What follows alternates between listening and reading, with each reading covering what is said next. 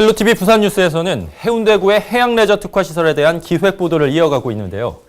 이번 시간에는 그동안 단 한 번도 공개된 적이 없는 송정동 구덕포에 위치한 해양레저 시설 내부를 독점 공개합니다.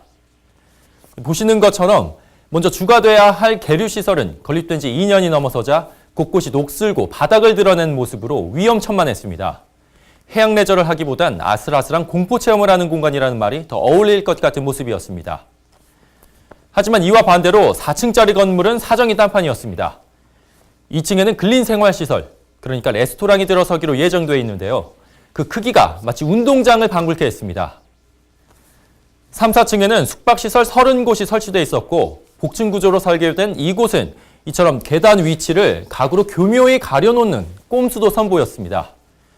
해양레저보다 해양레저의 편의시설이 주가된 현장은 구덕포의 시설도 다를 바 없었습니다. 과연 해양레저 특구로 지정된 해운대구의 해양레저는 어디에서 찾아야 할까요? 계속해서 김현정 기자가 의혹과 특혜의 속살을 드러낸 해양레저 특위 3차 회의를 전해드립니다.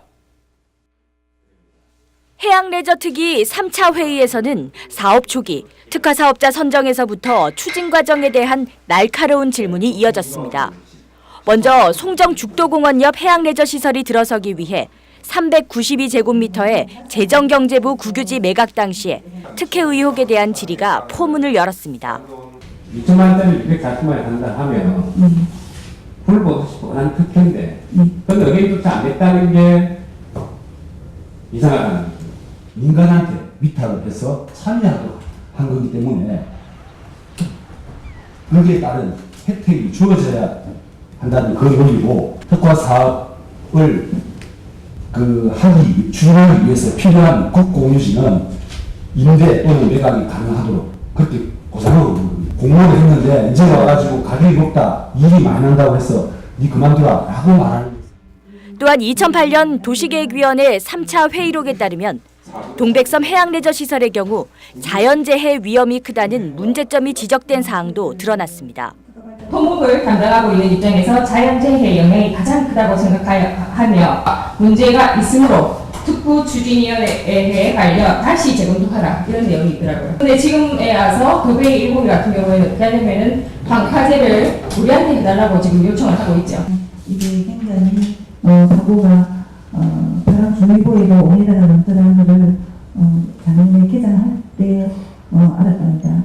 그래서 이제 방파제가 한 3대 정도 되니까 주무집 있고 하고 다른 또 사업자도 있고 하니까 방파제가 필요하다고 연안정비 사업에 내놓게서 건의를. 뿐만 아니라 동백섬 마리나 시설의 상업시설로의 설계 변경을 승인한 내역과 수년째 해양레저 사업이 지지부진한 사항에 대한 사업자 취소 여부에 대한 질의가 이어졌습니다. 하지만 해운대구의 답변은 특구 사업이기 때문에 건물의 설계 변경은 구청장의 승인하에 가능했다는 고무줄 잣대의 입장을 밝혔습니다.